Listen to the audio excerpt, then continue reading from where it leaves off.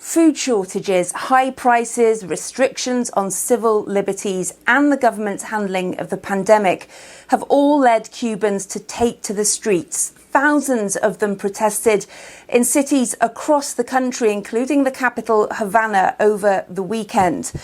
And these kind of protests are really rare in Cuba, and they are particularly significant because people criticising the government are taking a real risk of being sent to jail. And in fact, images shared on social media over the weekend seem to show that some of them were being beaten or detained by what appeared to be security forces.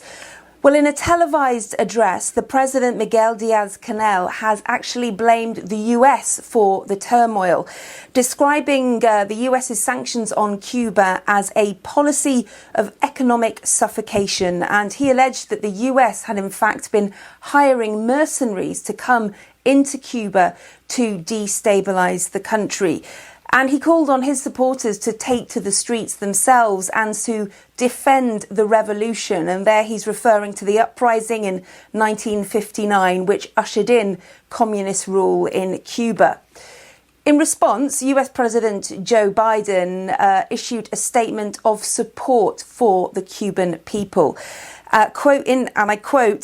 He said they are bravely asserting fundamental and universal rights. And he described the protests as a clarion call for freedom and relief from the tragic grip of the pandemic and from the decades of repression and economic suffering to which they have been subjected to by Cuba's authoritarian regime.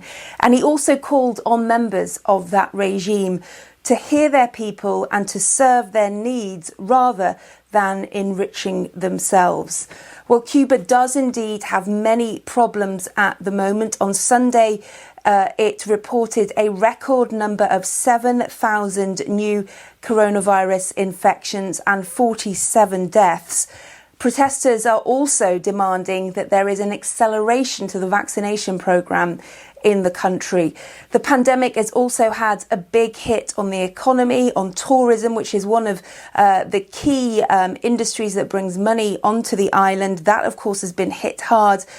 Cuba's economy shrinking by 11% last year, which is the worst decline in almost 3 decades. It means that the government's supply of foreign currency is severely depleted, which means they can't afford to import more goods into the country to try to make up for the shortfall for their citizens, which means there are really long queues for food and basic essentials, as well as lots of power blackouts as they suffer from a lack of electricity. Kate Fisher, SABC News, Washington.